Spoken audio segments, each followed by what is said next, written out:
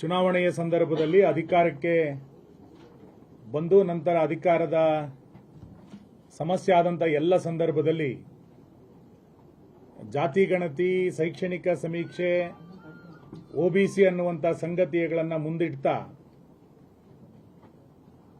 ಪ್ರತಿ ಬಾರಿ ಕರ್ನಾಟಕದ ಹಿಂದುಳಿದ ವರ್ಗದವರಿಗೆ ಕಾಂಗ್ರೆಸ್ ಸರ್ಕಾರ ನಿರಂತರವಾಗಿ ಅನ್ಯಾಯವನ್ನು ಮಾಡ್ತಾನೆ ಬಂದಿದೆ. ಸುಮಾರು 450 ಕೋಟಿ ರೂಪಾಯಿಗಿಂತಲೂ ಹೆಚ್ಚು ಹಣವನ್ನು ಖರ್ಚು ಮಾಡಿ ರಾಜ್ಯದ ಹಿಂದುಳಿದ ಶೈಕ್ಷಣಿಕ ಮತ್ತು ಆರ್ಥಿಕ ಸಮೀಕ್ಷೆಯನ್ನು ಮಾಡ್ತೀವಿ ಅಂತೇಳಿ ಬಹಳ ದೊಡ್ಡ ಪ್ರಚಾರವನ್ನು ತೆಗೆದುಕೊಂಡು ರಚಿಸಿದಂಥ ಮಧುಸೂದನ್ ಆಯೋಗದ ವರದಿಯನ್ನ ಕಾಂಗ್ರೆಸ್ ಸರ್ಕಾರ ಏನು ಮಾಡಿದೆ ಎನ್ನುವಂಥದ್ದು ಇವತ್ತಿನ ತನಕ ಸ್ಪಷ್ಟ ಆಗಲಿಲ್ಲ. ಇಡೀ ವರದಿಯ ಬಗ್ಗೆ ರಾಜ್ಯ ಸರ್ಕಾರ ರಾಜ್ಯದ ಜನರನ್ನ ಕತ್ತಲೆಯಲ್ಲಿಟ್ಟಿದ್ದಾರೆ. ವರದಿಯನ್ನ ತರಾತುರಿಯಲ್ಲೇ ಮಾಡಬೇಕು ಅನ್ನುವಂಥ ಸೂಚನೆಯನ್ನ 2025 ಸೆಪ್ಟೆಂಬರ್ನಲ್ಲಿ ಮುಖ್ಯಮಂತ್ರಿಗಳು ಕೊಟ್ಟಿದ್ರು. ಬಿಜೆಪಿ ಅವತ್ತು ತಾತ್ವಿಕವಾಗಿ ಅದಕ್ಕೆ ನಾವು ಪ್ರತಿರೋಧವನ್ನು ವ್ಯಕ್ತ ಮಾಡಿದ್ವಿ. ಕೇಂದ್ರದಲ್ಲಿ ಜಾತಿ ಗಣತಿಯನ್ನು ಮಾಡ್ತಾ ಇದ್ದಾರೆ, ನೀವು ಯಾಕೆ ತರಾತುರಿನಲ್ಲಿ ಮಾಡ್ತೀರಿ ಅಂತ. ಆಗ ಅವತ್ತಿನ ಮುಖ್ಯಮಂತ್ರಿಗಳು ಹೇಳಿದ್ದು 3 ತಿಂಗಳ ಒಳಗೆ ಇವತ್ತಿನ ತಂತ್ರಜ್ಞಾನವನ್ನು ಬಳಸಿಕೊಂಡು ನಾವು ಈ ವರದಿಯನ್ನ ತೆಗೆದುಕೊಳ್ತೇವೆ, 3 ತಿಂಗಳು ಸಾಕು ಅನ್ನುವಂಥದ್ದನ್ನು ಅವರು ಹೇಳಿದರು. ಸೆಪ್ಟೆಂಬರ್ನಲ್ಲಿ ಆರಂಭವಾದಂಥ ಈ ವರದಿ ಅಕ್ಟೋಬರ್ 31ನೇ ತಾರೀಕು ವರದಿ ಪೂರ್ಣಗೊಂಡರೂ ಕೂಡ ಇವತ್ತು ಜುಲೈನಲ್ಲಿ ನಾವು ಇದ್ದೇವೆ. ಇವತ್ತಿನ ತನಕ ಈ ವರದಿಯ ಕುರಿತಂತೆ ರಾಜ್ಯ ಸರ್ಕಾರ ಯಾವುದೇ ಸ್ಪಷ್ಟವಾದಂಥ ನಿಲುವನ್ನ ಈ ಹಿಂದಿನ ಮುಖ್ಯಮಂತ್ರಿಗಳು ತೆಗೆದುಕೊಳ್ಳಿಲ್ಲ, ಇವತ್ತಿನ ಮುಖ್ಯಮಂತ್ರಿಗಳು ಕೂಡ ತೆಗೆದುಕೊಳ್ತಾ ಇಲ್ಲ. ನಾನು ನೂತನ ಮುಖ್ಯಮಂತ್ರಿಗಳಿಗೆ ಕೇಳಲಿಕ್ಕೆ ಇಚ್ಛೆ ಪಡ್ತೇನೆ, ಮಧುಸೂದನ್ ನಾಯಕ್ ವರದಿಯನ್ನ ಮುಂದಿನ ವಿಧಾನಸಭಾ ಅಧಿವೇಶನದಲ್ಲಿ ಮಂಡಿಸಿ. ಇದನ್ನ ಚರ್ಚೆ ಮಾಡಲಿಕ್ಕೆ ನಾವು ತಯಾರಿದ್ದೇವೆ. ಸುಮಾರು 450ಕ್ಕೂ ಹೆಚ್ಚು ಕೋಟಿ ಹಣವನ್ನ, ರಾಜ್ಯದ ಜನರ ತೆರಿಗೆ ಹಣವನ್ನ ಖರ್ಚು ಮಾಡಿದಂತ ಈ ವರದಿಯನ್ನ ಕತ್ತಲಲ್ಲಿಡುವಂಥದ್ದು ಸರಿಯಲ್ಲ. ತಕ್ಷಣ ಈ ವರದಿಯ ಕುರಿತಂತೆ ರಾಜ್ಯ ಸರ್ಕಾರ ತನ್ನ ನಿಲುವನ್ನು ಸ್ಪಷ್ಟಪಡಿಸಬೇಕು. ಈ ವರದಿಯನ್ನ ವಿಧಾನಸಭೆಯ ಒಳಗೆ ಅಧಿವೇಶನದಲ್ಲಿ ಮಂಡಿಸಬೇಕು. ಪ್ರತ್ಯೇಕವಾದಂಥ ಚರ್ಚೆಯನ್ನ ನಿಗದಿಪಡಿಸಬೇಕು. ಮತ್ತು ನಮಗಿವತ್ತು ಬಹಳ ಕುತೂಹಲ ಇದೆ ಮತ್ತು ಆಸಕ್ತಿ ಇದೆ. ರಾಜ್ಯದ ಹಿಂದುಳಿದ ವರ್ಗದ ಶೈಕ್ಷಣಿಕ ಪರಿಸ್ಥಿತಿ ಏನಿದೆ, ಕುಟುಂಬದ ಪರಿಸ್ಥಿತಿ ಏನಿದೆ, ಅವರ ಆರ್ಥಿಕ ಪರಿಸ್ಥಿತಿ ಏನಿದೆ, ಇವೆಲ್ಲವೂ ಕೂಡ ಈ ವರದಿಯ ಅಂಶಗಳಲ್ಲಿ ಬಂದಿತ್ತು.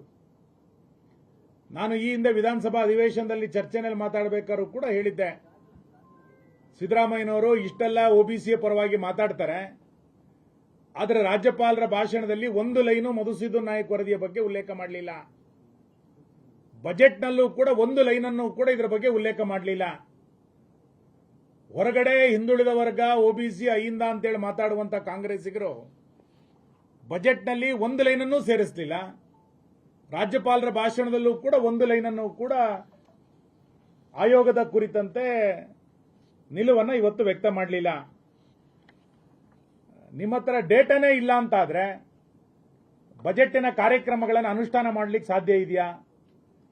ಸರಿಯಾದಂಥ ಕಾರ್ಯಕ್ರಮಗಳು ಯಾರಿಗೆ ಸೌಲಭ್ಯಗಳು ದೊರೆತಿಲ್ಲ ಅನ್ನುವಂಥದ್ದು ಇಷ್ಟು ವರ್ಷಗಳಿಂದ ಕೇಳಿ ಬರ್ತಾ ಇದ್ವಿ. ಆ ಸೌಲಭ್ಯಗಳನ್ನು ಕೊಡಲಿಕ್ಕೆ ನಿಮ್ಮ ಹತ್ರ ಸಾಧ್ಯ ಆಗತ್ತಾ? ಇವೆಲ್ಲವೂ ಕೂಡ ಚರ್ಚೆಯನ್ನು ಮಾಡಬೇಕಾಗಿದೆ. ಇವತ್ತು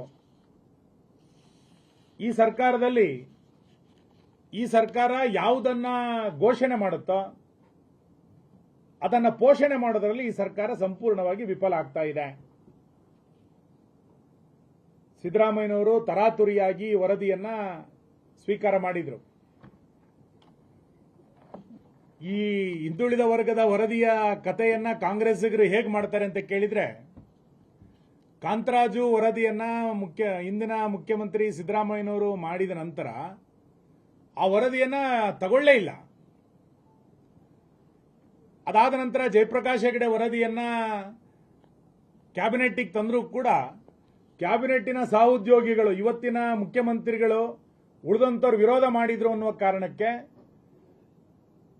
ಕ್ಯಾಬಿನೆಟ್ ಅಲ್ಲಿ ಇದನ್ನು ಚರ್ಚೆ ಮಾಡಿ ಇದನ್ನ ಸಾರ್ವಜನಿಕವಾಗಿ ಇದನ್ನು ಬಿಡುಗಡೆ ಮಾಡ್ಲಿಕ್ಕೆ ಹಿಂದೇಟು ಹಾಕಿದ್ರು. ನಂತರ ರಾಹುಲ್ ಗಾಂಧಿ ಅವರು ಹೇಳಿದ್ರು ಅನ್ನುವ ಕಾರಣಕ್ಕೆ ಜಯಪ್ರಕಾಶ್ ಹೆಗಡೆ ವರದಿಯನ್ನ ಕಸದ ಬುಟ್ಟಿಗೆ ಬಿಸಾಕಿ, ಕಾಂತರಾಜು ವರದಿಯನ್ನ ಕಸದ ಬುಟ್ಟಿಗೆ ಬಿಸಾಕಿ, ನಂತರ ಹೊಸ ವರದಿಯನ್ನ ತರಿಸ್ಕೊಳ್ಬೇಕು ಅಂತೇಳಿ ಹೊಸ ಆಯೋಗವನ್ನು ರಚನೆ ಮಾಡಿ ಹೊಸ ವರದಿಯನ್ನ ತಂದ್ರು. ನಾನು ಈಗೂ ಹೇಳ್ತೇನೆ, ಶಿವಕುಮಾರ್ ಅವರ ಬೆಂಗಳೂರಿನ ಘನತ್ಯಾಜ್ಯದ ವಿಲೇವಾರಿಯಲ್ಲೂ ಕೂಡ ಈ ವರದಿ ಬೀಳುತ್ತೆ. ಕಸ ವಿಲೇವಾರಿಯಲ್ಲಿ ಮಧುಸೂದನ್ ನಾಯಕ್ ವರದಿಯೂ ಕೂಡ ಸೇರ್ಕೊಳ್ಳುತ್ತೆ. ಯಾಕೆಂದ್ರೆ ಇವ್ರಿಗೆ ಯಾವುದೇ ರೀತಿಯಾದಂತಹ ಬದ್ಧತೆಯೂ ಇಲ್ಲ, ಆಸಕ್ತಿಯೂ ಇಲ್ಲ, ಇಚ್ಛಾಶಕ್ತಿಯೂ ಕೂಡ ಇಲ್ಲ ಇದ್ರ ಸಂಬಂಧಪಟ್ಟಂತೆ.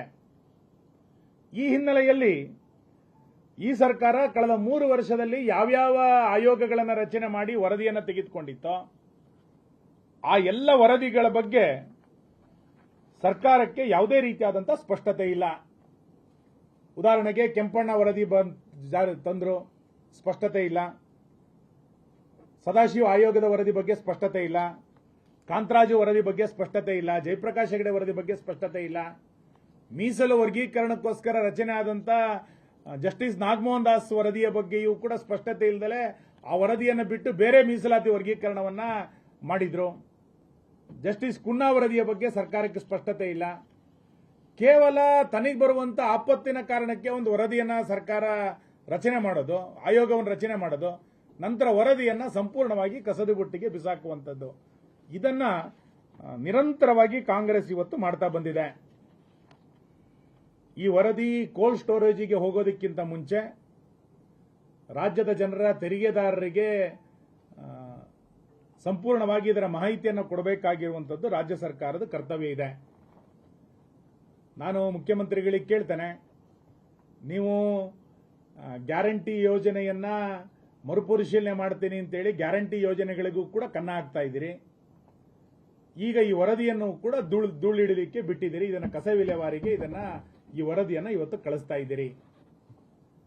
ಅವತ್ತು ಜಯಪ್ರಕಾಶ್ ಹೆಗಡೆ ವರದಿಯನ್ನ ವಿರೋಧ ಮಾಡಿದಂತ ಅವತ್ತಿನ ಉಪಮುಖ್ಯಮಂತ್ರಿಗಳು ಇವತ್ತು ಕಾಂತರಾಜ್ ವರದಿ ಎಲ್ಲಿದೆ, ಕಾಂತರಾಜ್ ವರದಿಯ ಸ್ಥಿತಿಗತಿಗಳೇನು, ಇದರ ಆಯಾಮಗಳಲ್ಲಿ ಸರ್ಕಾರದ ನಿಲುವುಗಳೇನು ಅನ್ನುವಂಥದ್ದನ್ನ ಇವತ್ತಿನ ಮುಖ್ಯಮಂತ್ರಿಗಳು ಸ್ಪಷ್ಟ ಮಾಡ್ತಾರ?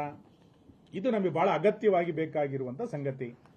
ಹಾಗಾಗಿ ನಾನು ಮಾನ್ಯ ಮುಖ್ಯಮಂತ್ರಿಗಳಿಗೆ ಆಗ್ರಹ ಮಾಡ್ತೇನೆ, ಆಗಸ್ಟ್ನಲ್ಲಿ ಅಧಿವೇಶನ, ನೀವು ಮಳೆ ಬರಲಿದ್ರೆ ಬೆಳೆನೇ ಬೇಡ ಅಂತ ಹೇಳಿದಂಥವ್ರು, ಈಗ ಈ ವರದಿಯ ಕುರಿತಂತೆ ಅಧಿವೇಶನದಲ್ಲಿ ನಿಮ್ಮ ಸ್ಪಷ್ಟವಾದಂಥ ನಿಲುವನ್ನ, ಹಿಂದುಳಿದ ವರ್ಗದವರಿಗೆ ಬೇಕಾದಂಥ ಸ್ಪಷ್ಟವಾದಂಥ ನಿಲುವನ್ನ ಇವತ್ತು ತೆಗೆದುಕೊಳ್ಬೇಕು.